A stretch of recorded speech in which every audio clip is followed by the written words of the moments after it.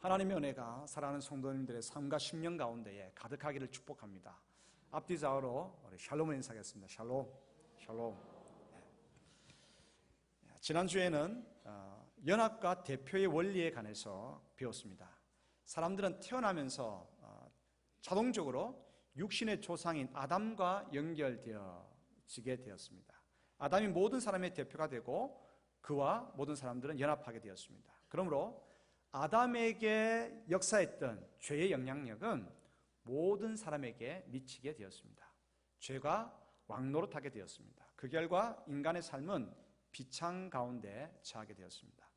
반면에 우리가 이제 믿음을 가지고 예수 그리스도를 나의 구세주로 선택했을 때 우리는 아담과 연합되어지는 것이 아니라 이제는 거기에서 빠져나와서 예수님과 연합하게 되고 예수 그리스도께서 우리의 대표가 되는 것입니다. 예수님께서는 자신의 친히 속량제물로 화목제물로 우리를 위해 대신 십자가에서 죽으셨기 때문에 죄는 더 이상 우리 위에 왕노릇할 수 없습니다. 예수님으로 말미암아 우리에게 칭의가 어렵다 하심이 주어졌습니다. 은혜가 우리 위에 왕노릇하게 되었습니다. 그 결과 우리의 삶에는 의의 삶과 영생이 주어지게 되었습니다. 자, 그러면 우리가 이 질문을 한번 심각하게 고민해 봐야 됩니다. 그것은 무엇입니까? 과연 성도인 우리가 예수님과 연합하게 되고 예수님 우리가 대표인 그러한 그룹에 속했는데 과연 우리는 그러한 그룹에 속한 것처럼 살아가고 있는가라고 하는 것입니다. 과연 성도인 우리들의 삶이 오를 나타내고 있는가? 오를 향하는 삶인가? 생명이 피어나는 복된 삶인가? 우리 성도의 대표인 예수께서 주시는 그 은혜를 공급받고 그것을 누리며 이 땅에서 소금과 빛으로 살아가고 있는가라고 하는 것이죠. 사실 이 질문 앞에 우리가 서면 늘 거리낍니다. 아니면 우리가 죄의 유혹에 힘겹게 맞서 쓰러지거나 겨우겨우 살아가고 있지는 않는가? 아니면 은혜를 더 깊게 체험하기 위해서 죄를 범하며 살아도 좋다고 하는 도덕률 폐기론자처럼 살아가고 있지는 않은가? 우리 자신을 돌아봐야 합니다. 하나님께서 오늘 이 문제에 분명한 실천의 교훈을 우리에게 주십니다. 오늘 하나님께서 주시는 예수 그리스도를 우리의 대표로 삼고 우리는 그분과 연합된 자로서 성화의 거룩한 삶을 살아가기를 바라시는 하나님의 교훈의 말씀을 듣기를 원합니다. 로마서에 나타난 복음의 숲으로 들어가 보겠습니다. 하나님께서 주시는 첫 번째 음성입니다. 우리가 예수 그리스도를 우리의 머리, 대표 삼고 그분과 연합되어진 그러한 존재라고 한다면 우리가 그러한 거룩한 삶을 살아가기 위해서는 기억해야 될 것이 있습니다. 그것은 다름 아니라 우리는 하나님과 연결되어져 있다고 하는 사실, 이것을 기억해야 되고 이것을 잊지 말아야 합니다. 로마서 6장 3절을 같이 한번 읽겠습니다. 무릇 그리스도 예수와 합하여 세례를 받은 우리는 그의 죽으심과 합하여 세례를 받은 줄을 알지 못하느냐. 아멘. 로마서 6장에는요 합하여, 연합하여 라고 하는 이 단어가 9번 나옵니다. 로마서에는요 중복해서 나오는 그 단어를 집중해서 그 의미를 찾아가면서 읽으면 로마서의 깊은 의미를 발견할 수 있습니다. 중요한 것은 우리가 거룩한 삶을 살아가기 위해서, 죄를 이기며 살아가기 위해서 중요한 것은 그리스도와 합하는 것입니다. 하나님과 연합하는 것입니다. 이것이 중요합니다. 기독교 신앙은 인간의 우선성을 이야기하는 것이 아니라 하나님의 우선성을 먼저 행하심을 강조합니다. 믿음으로 인하여 우리는 어렵다함을 받습니다. 행위로 우리가 어렵다함을 받는 것이 아니라 믿음으로 인하여 어렵다함을 받는데, 이러한 칭의도 사실은 우리의 믿음이 앞서는 것이 아니라 그 믿음은 우리의 결단에서 나오는 것이 아니라 하나님의 선물입니다. 예수님을 나의 구세주로 믿는 그 믿음 또한 하나님께서 선물로 주셨기 때문에 우리가 예수 그리스도를 나의 주님으로 고백할 수 있는 것입니다. 그러므로 예수님 우리의 구세주를 믿을 때 예수는 우리의 대표가 되고 우리는 예수와 연합되어지는 것입니다. 이것은 앞서 행하시는 하나님의 은혜로 주어지는 것입니다. 주님의 은혜가 아니고서는 되어지는 일은 아무것도 없습니다. 손가락 하나 까딱하는 것도 하나님의 은혜가 주어져야 하는 것입니다. 우리는 주님과 연합되어 있습니다. 연결되어 있습니다. 이것이 중요합니다. 이 사실을 기억하는 것이 중요합니다. 시편을 시작하면서 시편을 쓴 시인은 참 복 있는 사람에 대해서 이렇게 이야기를 했습니다. 복 있는 사람이 누군가? 복 있는 사람은 시냇가에 심겨진 나무와 같은 사람이라는 것이죠. 왜 그렇습니까? 가뭄이 들어도 시냇가에 심어졌기 때문에 계속해서 물을 공급받을 수 있기 때문입니다. 주님과의 연결, 하나님과의 연결, 이것은 복 중의 복입니다. 축복입니다. 죄는 그 연결을, 그 연합을 가로막는 장애물입니다. 나무가 시냇가 옆에 심겨져도 콘크리트 벽을 사방으로 그 뿌리로부터 콘크리트 벽을 쳐버린다고 한다면 그 나무는 어떻게 되겠습니까? 말라버리고 말 것입니다. 죄는 생명의 근원인 생명수 대신 예수와의 연합을 가로막아버립니다. 하나님의 진노를 더욱 부채질할 것입니다. 그런데 예수님께서 속량제물로 화목제물이 친히 되어주심으로 죄는 더 이상 우리를 방해할 수 없습니다. 우리가 죄의 종이 될 수밖에 없는 까닭은 우리 죄로 인해서 노예문서, 우리가 죄의 노예문서를 가지고 있는 것이죠. 예수님께서는 친히 속량제물이 되어주심으로 핏값으로 십자가에 흘리신 그 핏값으로 그 노예문서를 사서 불태워버렸습니다. 또한 자신의 몸을 화목제물로 내어주심으로 하나님의 진노는 떠나가고 하나님과 우리가 화목하게 되었습니다. 우리는 하나님의 기쁨이 되는 그런 삶을 살아갈 수 있습니다. 다른 말로 거룩한 삶, 성화의 삶을 살아갈 수 있습니다. 그 이유는 예수님으로 말미암아 하나님과 연결되었기 때문입니다. 하나님의 지혜, 하나님의 거룩하심, 하나님의 구원이 우리에게 공급되어집니다. 연결되어졌기 때문에 공급되어지는 것입니다. 그러므로 예수님과의 연합, 하나님과의 연합을 중요시하면서 우리는 하나님과 연결되어 있음을 잊지 말아야 합니다. 두 번째 교훈입니다. 죄는 결코 우리 위에 왕노릇할 수 없습니다. 오늘 로마서 6장은 계속해서 강조합니다. 우리는 죄에 대해서 죽었다라고 그렇게 이야기하고 있습니다. 죄에 대해서 죽었다. 죽었다고 생각하니까 여러분 어떻습니까? 죄에 대해서 죽었다라고 하니까 죄가 더욱더 우리 생각 속에 꿈틀거리고 있지 않습니까? 다들 보니까 목사님만 그런 것 같아요 라고 지금 반응하시는 것 같은데, 죽은 생명체는요, 죽은 것은 이미 생명이 떠나갔죠. 죽은 자는 반응이 없습니다. 죽은 자는 반응이 없어요. 우리가 죄에 대해서 반응한다라고 하는 것은 아직도 우리는 죽지 않고 있다고 하는 것입니다. 그런데 우리가 죄에 대해서 죽었다라고 하는 것은 뭡니까? 전혀 죄에 대해서 그냥 아무리 죄가 유혹하고 또 죄가 우리를 이끌어간다 할지라도, 강제적으로 이끌어간다 할지라도 우리가 전혀 타협하지 않는 그런 거룩한 삶을 살아간다라고 하는 그런 말이 아닙니다. 우리가 죄에 대해서 죽었다라고 하는 것은 죄가 우리를 유혹하고 우리를 속일 수는 있으나 죄가 우리의 삶을 강제적으로 이끄는 그러한 영향력은 미칠 수 없다라고 하는 사실입니다. 마귀는 예수님과의 영적 전투에서 마귀는 패했습니다. 예수님의 승리가 오늘 우리들 가운데에 거룩한 은혜로 미치고 있습니다. 일본이 2차 대전 때 패했습니다. 그 패한 것은 일본 군대가 아직 건재하다 할지라도 일본 군대는 더 이상 힘을 쓰지 못합니다. 오늘 우리나라에 있었던 일본 군대는 항복 문서에 조인함에 따라서 그 시간부터 어떻게 해요? 서서히 말없이 조용히 빠져나갈 수밖에 없는 것입니다. 로마서 6장 6절의 말씀을 같이 읽겠습니다. 우리가 알거니와 우리의 옛사람이 예수와 함께 십자가에 못 박힌 것은 죄의 몸이 죽어 다시는 우리가 죄에게 종노릇하지 아니하려 함이니. 아멘. 죄가 우리 위에 결코 왕노릇하지 못합니다. 왜입니까? 예수님께서 이미 승리하시기 때문에 그 승리가 죄의 모든 강제적인 그러한 구인력을 누르고 있기 때문입니다.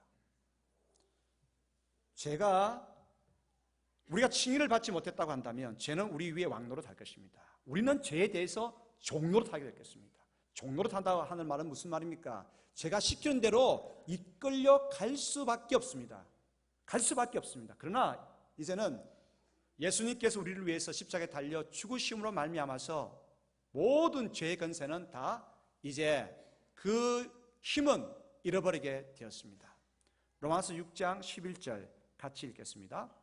이와 같이 너희도 너희 자신을 죄에 대하여는 죽은 자요 그리스도 예수 안에서 하나님께 대하여는 살아있는 자로 여길지어다. 아멘. 그렇죠.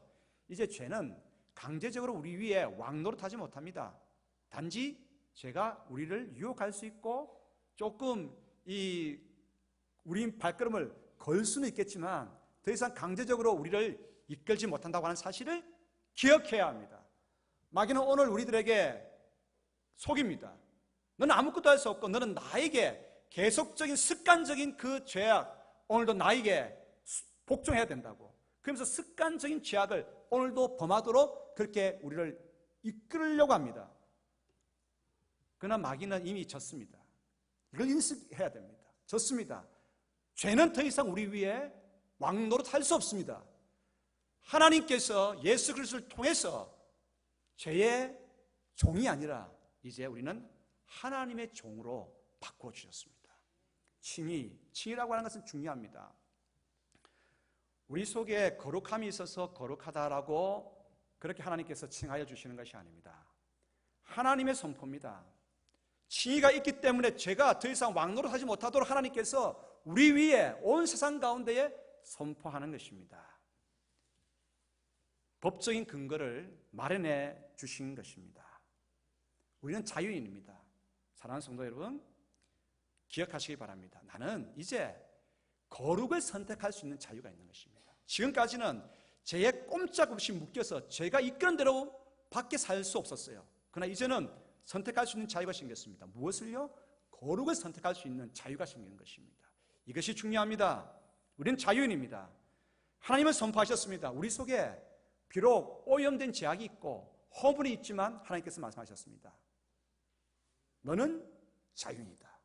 너는 거룩하다. 거룩을 선포해 주셨습니다. 하나님의 선포를 누가 감히 막겠습니까?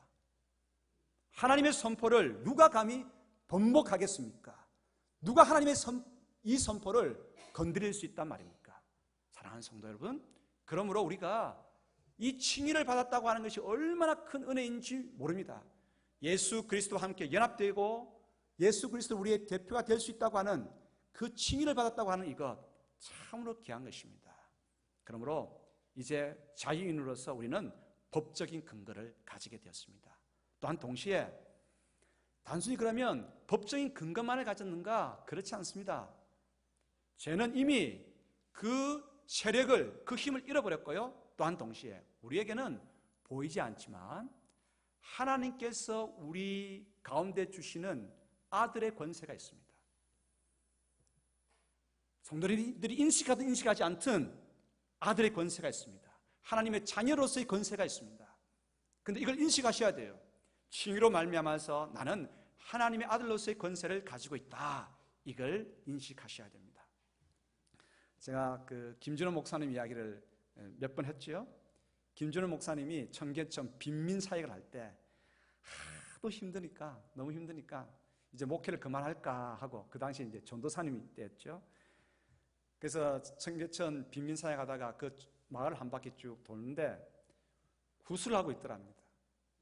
구판에 가서 떡이나 하나 먹을 겸 해서 참여를 했는데 무당 할머니가 구슬하다가 땀만 뻘뻘 흘리고 굿이 안 되는 거예요. 그래서 이 굿을 멈추고 그 굿 구경하러 온 사람들에게 이야기를 했습니다. 저기 오늘 이 굿판 구경하러 오신 분 가운데에 교회 선생님 계십니까? 교회 선생님 계시면 제가 지금 굿이 안 됩니다. 조금 떠나주시기를 바랍니다. 찔리지요. 누구 이야기하십니까? 김준홍, 그때는 전도사님 자신 이야기하니까 죄송합니다. 전데요. 가겠습니다. 갔어요. 몇 주 뒤에 길거리에서 그 무당 할머니하고 만난 거예요. 무당 할머니가 정중하게 인사를 한 거예요. 아이고, 교회 선생님, 그때는 참 고마웠습니다. 안 떠나주셨으면 제가 굿을 못할 뻔했는데 제가 다 압니다. 하나님께서 제가 믿는 신보다 더 강한 것을 제가 압니다. 저희 아이들부터 보내겠습니다. 그리고 제가 정리 다 하고 난 다음에 그때 저도 교회 나가겠습니다. 진짜 몇 주 뒤에 그 자녀들이 나온 거예요. 그리고 이 무당 할머니가 다 정리를 하고 교회에 넣으신 거예요. 이게 왜입니까? 제가 무슨 말을 하려고 하는 것입니까? 칭의, 어렵다로 하는 것, 어렵다라고 하는 것, 이거 아무것도 아닌 것이 아닙니다. 어렵다고 하는 것이 얼마나 귀중한지 모릅니다. 내 속에는 허물 많고 제약 많지만 오염된 것들이 있지만 하나님께서 선포하시는 것입니다. 너는 나의 자녀고 너는 어렵다. 그러므로 더 이상 죄는 힘쓸 수 없는 것입니다. 법적인 근거가 마련되어 있습니다. 우리는 자유인입니다. 거룩을 선택할 수 있는 자유가 생겼고, 그리고 우리 가운데는 하나님의 권세가, 아들로서의 권세가 우리에게 주어지게 된 것입니다. 지난주 목요일 날 우리 은퇴 권사님들하고 지무 권사님들하고 단합대회를 떠났습니다. 순창 강천산에 갔었어요. 사람들이 얼마나 많이 왔는지, 그래서 저하고 공무사님하고 계산을 해봤습니다. 도대체 이 사람들이 몇 명쯤 오겠느냐 보니까 하여튼 엄청난 거예요. 입장료가 얼마인지 아십니까? 맞춰보시기 바랍니다. 입장료 3,000원. 얼마큼 오겠습니까? 10,000명 온다. 그럼 얼마입니까? 계산이 안 들어갔습니까? 3,000만 원. 한 달이면 얼마입니까? 한 달이면 3억입니까? 하여튼 그게 한 3개월 정도 이렇게 사람들이 몰려온단 말이에요. 얼마나 많이 벌겠습니까? 근데 그거 군청에서도 가져가지만 그 안에 사찰이 있더라고요. 중요한 국립공원 보면 다 사찰이 그 입장료 다 가져갑니다. 그래서 저는 지나가면서 그랬습니다. 사찰이 있길래 하나님 이 사찰을 교회 침묵 수행을 할 수 있는 수도원으로 바꿔주시든지 아니면 숲속 체험장으로 바꿔주시든지 숲속 쉼터로 바꿔주십시오. 그렇게 한마디 하고 갔습니다. 이게 아무것도 아닌 것 같지만 왜입니까? 이것이 이루어질 수 있는 까닭이 뭡니까? 하나님께서 오늘 우리 가운데에 치유를 통해서 권세를 주셨기 때문입니다. 어떤 분들은 절간 있는 산 안 간다 그러시더라고요. 근데 가십시오. 오늘 성도님도 축복합니다. 단풍 구경 다 가십시오. 단풍 구경만 가지 마시고 가서 사찰들을 위해서 기도하십시오. 그 컨텐츠가 바뀔 수 있도록 기도하십시오. 오늘 바울은요, 죄에 대해서 죽었다라고 하는 이것을 설명하기 하면서 더 이상 죄의 권세는 우리 위에 영향을 미칠 수 없다라고 하는 것을 무엇을 가지고 설명하느냐면 세례를 가지고 설명하고 있습니다. 지금 우리는 그냥 약식 세례를 하고 있지만 원래 세례는 강가에 사람들 데려가서 그 강에 푹 잠궜다가 조금 있다가 끄집어냅니다. 왜겠습니까? 처음 할 때는 그냥 푹 치고 놓으면요 물이 또 코로 들어올 수 있으니까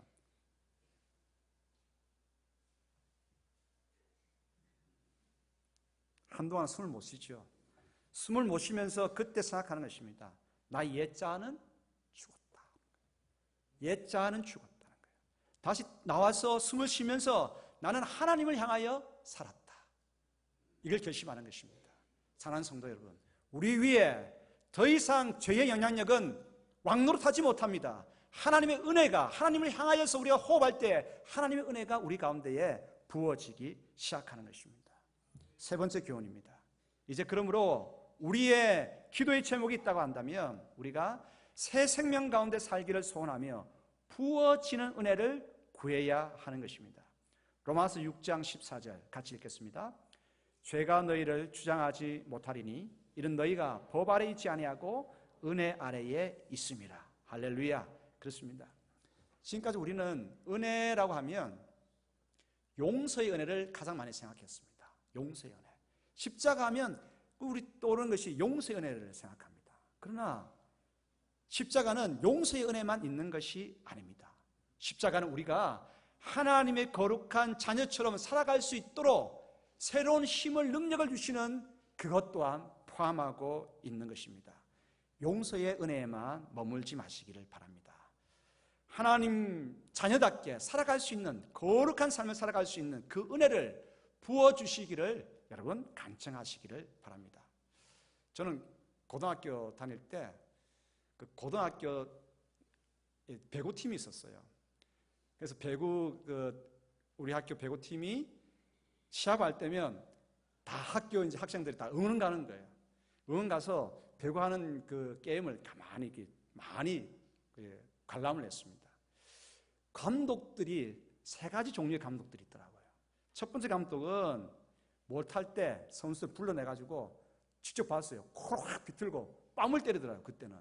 그러니까 이 뺨을 맞은 선수가 한 대 뺨 맞았으니까 약발이 나는 거죠. 한 번은 잘해요. 근데 그 다음부터는 풀주가 써가지고 더 이상 못하더라고요. 두 번째 감독은 어떤 분이냐면 못할 때, 선수들이 못할 때 그래도 꾹 참아주는 감독이 있더라고요. 꾹 참아주는 감독. 세 번째 감독은 가만히 보니까요, 미리 잘할 수 있는 선수들을 부르더라고요.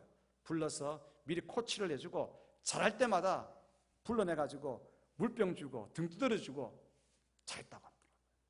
사랑하는 성도 여러분, 제가 왜 이 이야기를 하는지 아십니까? 예수 그리스도의 십자가는 용서의 은혜만 주어지는 것이 아닙니다. 살아낼 수 있도록 오늘 우리에게 격려하시고 힘주시는 것입니다. 그러므로 의의 삶을 위해서 하늘로부터 부어지는 그 부어지는 은혜를 강구하시기를 바랍니다. 은혜가 왕노릇 할 수 있도록, 하나님의 은혜가 우리를 통치할 수 있도록, 은혜의 바람이 불 수 있도록, 은혜의 강물이 우리 가운데 밀려올 수 있도록, 놀라운 삶의 변혁을 일으키는 그 은혜를 우리에게 부어주실 수 있도록 부어주시는 그 은혜를 강구할 수 있기를 소원합니다. 로마서 6장 13절 같이 읽겠습니다.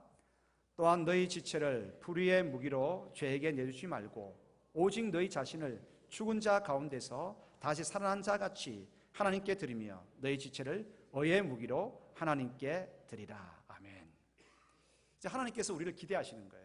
어떻게 기대하시냐면 우리의 삶을 통해서 하나님 나라를 만들어가는 의의 무기가 되기를 원하시는 거예요. 그래서 연약한 형제 자매들을 붙들어주시고 이렇게 세우고 그리스도의 복음을 증언하고 그러한 의의 병기, 하나님께서 살아계셔서 나의 삶이 변혁되어지는 것을 세상 사람들이 보고 하나님을 찬송할 수 있도록 의의 병기가 될 수 있도록 그렇게 우리를 기대하시는 겁니다. 하나님께서는 우리 성도님들 기대하십니다. 요즘 영화 가운데에 이런 제목을 가진 영화가 있습니다. 최종 병기 활이라고 하는 영화가 있습니다. 활이 언제부터 전쟁 무기로 사용되었는지는 정확한 기록은 없습니다. 그런데 근거리 전투에서 갑자기 먼 거리에서부터 활을 쏘아가지고 적들을 섬멸할 수 있는 이 활이 처음 등장했을 때 활은 엄청난 대단한 무기였을 것입니다. 그래서 이 전투가 벌어졌을 때 활이라고 하는 것은 장수가 마지막 꺼내놓을 수 있는 뭡니까? 히든 카드입니다. 최종 병기인 것입니다. 최종 병기 활. 그런데 오늘 저는 이것을 조금 패러디하겠습니다. 하나님은 우리를 기대하십니다. 오늘 우리가 최종 병기 입주가 되기를 원하십니다. 하나님께서는 오늘 우리 교회가 최종 병기 문현중앙교회가 되기를 소원하는 것입니다. 하나님의 능력은 놀랍습니다. 십자가의 능력은 놀랍습니다. 그러므로 용서받는 그 은혜만 머무는 것이 아니라 하나님의 자녀답게 살아갈 수 있는 성화의 삶을 살아갈 수 있는 그 은혜를 부어주시기를 간청하는 저희들 되기를 소원합니다. 그래서 의의 병기로 하나님께 우리 삶을 내어드리고 이 땅 가운데 하나님 나라를 만들어가는 열어가는 하나님의 백성들 다 되어지기를 축복합니다. 기도하겠습니다. 주님 감사합니다. 하나님의 은혜를 사모합니다. 용서의 은혜를 공급받고 또 의의 삶을 살아갈 수 있도록 하늘로부터 부어지는 은혜를 요청합니다. 하나님 은혜 내려주시고 의의 병기로서 하나님께 영광 올려드리는 삶을 살아가게 하옵소서. 예수 그리스도 이름으로 기도드리옵나이다. 아멘.